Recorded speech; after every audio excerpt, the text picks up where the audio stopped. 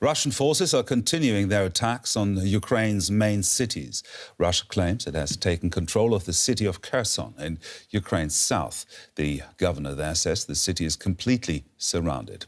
Elsewhere, a government building was ablaze in the second city of Kharkiv, which has come under days of airstrikes. Authorities say Russian paratroopers have also landed there. They say more than 20 people have been killed and 100 injured in Kharkiv in recent days. And the mayor of the port city, Mariupol, says it is under constant bombardment. Let's bring in Ina Sobson. She is a member of the Ukrainian parliament and joins us from Kyiv. Welcome. Ina, you're originally from Kharkiv, Ukraine's second largest city that has suffered heavily from Russian bombardment over the past days. So what are you hearing from there? What's happening there? I am indeed from Kharkiv. I'm seeing bombs blowing up in the city. They have bombarded the area where I grew up. The bomb, the one that you reported about in the city center, it's blown up just 10 minutes walk from my school, which I graduated from 20 years ago. So I am getting many messages from people, even if those people I haven't been in touch with for years, but they're all texting me and saying this: we want those fascists out of our city. We want Kharkiv to stay Ukrainian. And that is a largely Russian-speaking city. That is important to explain to the international audience, because Putin has been claiming that he is coming here to give freedom to the Russian speakers. Well, now Russian speakers in Kharkiv are asking for him to leave their city so that they can live in independent and sovereign Ukrainian state. The situation in Kharkiv is indeed terrible. They are bombing it from sky. But what gives me hope is that after 3 days of heaviest bombardments of the city, which have destroyed, I don't know how much of the infrastructure. It destroyed hospitals and authority buildings, but they didn't manage to get into the city on tanks. So the city is very well protected by the Ukrainian army on the ground. The only thing that we have difficulty covering is the sky. That is why they're using this advantage in order to bombshell my native city. So you are a member of parliament for a party that is normally in opposition to President Zelensky. Are you supporting him in this situation? Is Ukraine really pulling together? I am a representative of the opposition party. We do have many disagreements with Zelensky political party, but as of now, we all stay united. We all just want Russians out of our country, and then we can continue our democratic criticism of the government. But as of now, there is nothing we can argue about, because the only thing we all want as of this time is for Russians just to get out of our territory and to get out of our land. Now, a few days ago, sitting in a bomb shelter, you wrote an article about how the Russian president has, quote, fatally underestimated Ukrainians. What do you mean by that? Well, Putin, when starting his troops invasion into Ukraine, he was thinking that he will be fighting Ukrainian army, which is, of course, smaller than the Russian army. But as a matter of fact, he is fighting the whole of the Ukrainian people right now, because everyone is getting involved. Everyone is volunteering. Everyone is ready to take the guns. I'm seeing more than 100,000 people who signed up voluntarily for territorial defense units, including my dad. I'm seeing women of middle age who don't know how they can be of help. They are making food for the soldiers. I'm seeing people on the streets in eastern towns where the Russians come and they claim that they take over control of the city. What those people are doing, and that is just amazing. I'm almost crying when watching those videos.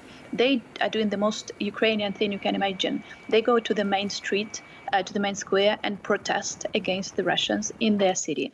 And they actually managed to kick out in several cases, Russians on tanks from their cities with their bare hands, just by yelling at them, by setting Molotov cocktails, which do set their tanks on fire. And I think that is something that Putin did not take into account, is that he is actually fighting not 215,000 Ukrainian soldiers, he is fighting 40 million Ukrainians. Now, the United Nations says it expects 4 million Ukrainians to flee the country, and that's 10% of the entire population. As a member of parliament, do you encourage people to leave as long as it's possible, or to stay? Well, I, as a member of parliament, but also as a mother, I do understand the desire to make sure that your child is safe. And from what I am seeing from the reports we're getting, those who did leave are mainly women with their children.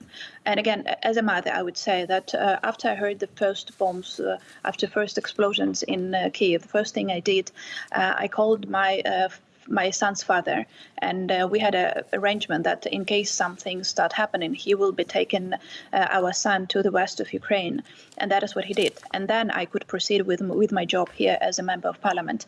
So I believe that the majority of those who left are women with children, and I do understand this. I very much hope that they will be able to return safely to their home cities and towns. I cannot encourage or discourage this. I do understand the situation they're in, and I really want all people to be safe, particularly because we are seeing that Putin is targeting civilian targets. As of yesterday, we had 17 confirmed deaths of children after the shellings and the shootings on the street here in Kiev. So Putin is killing our children. So making sure our children are safe is a huge priority. Again, I understand that not just as a member of parliament, but as a mother myself. But I do hope that they were able to return back to Ukraine after the victory. I'm afraid we have to leave it here. Ina Sovsin there, a member of the Ukrainian parliament, talking to us from Kyiv. Thank you very much for joining us here on DW News. And let's have a quick recap of the situation on the ground in Ukraine. Russian forces are intensifying their attacks on Ukraine's main cities. Russia claims it has taken control of Kherson, a city in the south, close to Crimea. The governor there says it's completely surrounded. Russian paratroopers have reportedly landed in Ukraine's second biggest city, Kharkiv. Russia has warned residents there to flee as it plans further airstrikes like those seen in recent days. A Russian missile strikes a TV tower in Kyiv. In Kharkiv, a government building goes up in flames. Both attacks killed people. Russia is ramping up its assault on Ukraine. As a 60-kilometre-long Russian convoy of armoured vehicles closes in on the capital, thousands of Ukrainians are still desperately trying to flee. Those staying behind are facing the horrors of war.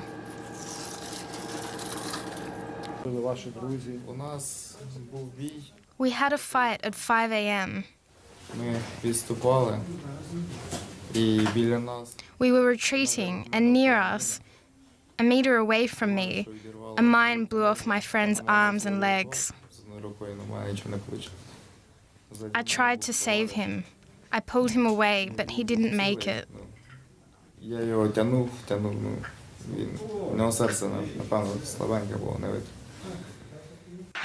Ukraine's President Volodymyr Zelensky has asked NATO to set up a no-fly zone and has also applied to join the European Union. We are fighting just for our land and for our freedom. Despite the fact that all large cities of our country are now blocked, we are fighting also to be equal members of Europe. I believe that today we are showing everybody that's exactly what we are. So do prove that you are with us. Do prove that you will not let us go.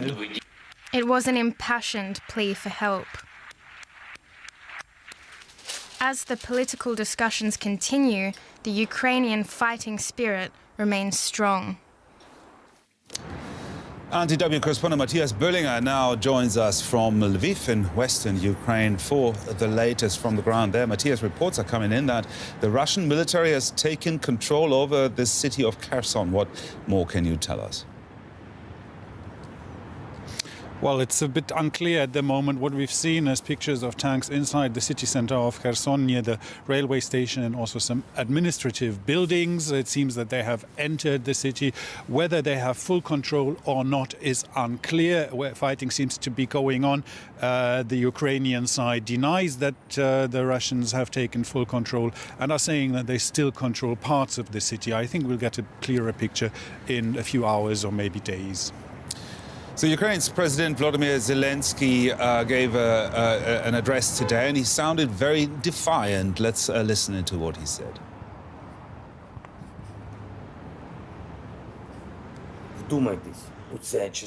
Just think about this figure.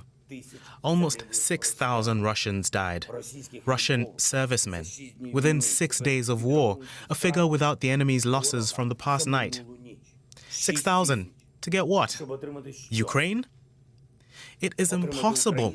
It will not happen with rockets. It will not happen with bombs, tanks, any strikes. We are on our land, and there'll be an international tribunal to prosecute them for the war against us. President Volodymyr Zelensky there, he mentioned the Ukrainian estimate of Russia's death toll so far. What do we know about the morale among Russia's military and indeed on the Ukrainian side? Yeah, this is the Ukrainian estimate. Of course, you need to treat this with caution. There are no numbers by the Russian side, published by the Russian side. Also, there are no numbers published by the Ukrainian side on Ukrainian losses, or at least no full figures.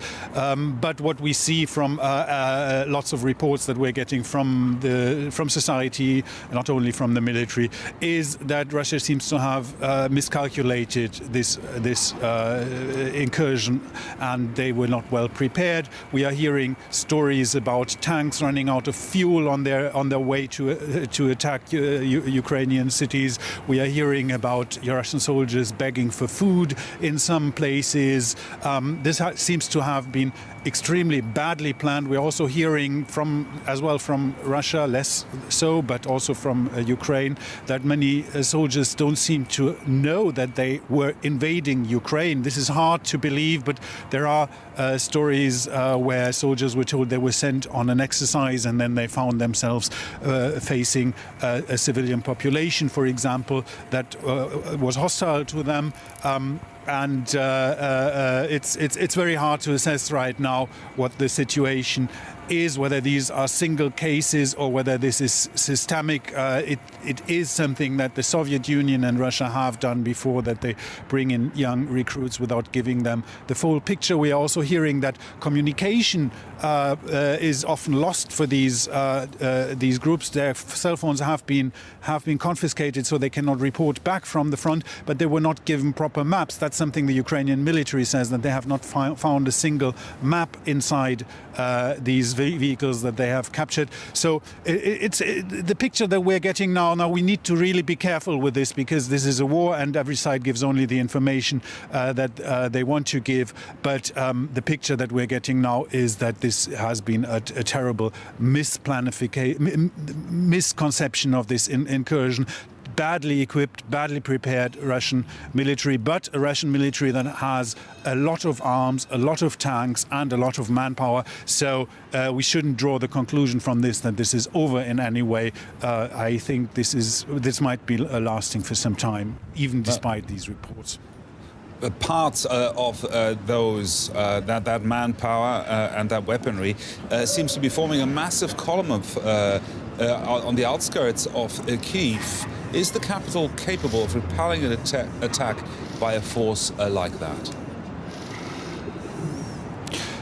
Well, you could expect that the capital is one of the most fortified places, one of the places that Ukraine has prepared to defend. It's a question, of course, on how long this will last, and also how well Russia organizes their support from the other side. We see all these vehicles on satellite imagery, but we don't really know how well they are, for example, equipped with fuel, with food, how long they can stand there. They don't seem to be moving at the moment. We also don't know what they're meant to do. Are they meant to invade into the city and engage in fights in the streets of Kiev, or are they meant to encircle the city, to lay siege on the city? These two things are completely different, and they would need a completely different response from those who defend the city. So that's very hard to say at the moment. We see it's an impressive number, and we've seen impressive numbers all over. Now, of course, on the ground, we are also seeing that Ukraine has been prepared much better than many have thought. DW's Matthias Böllinger there joining us from Lviv. Thank you very much, Matthias.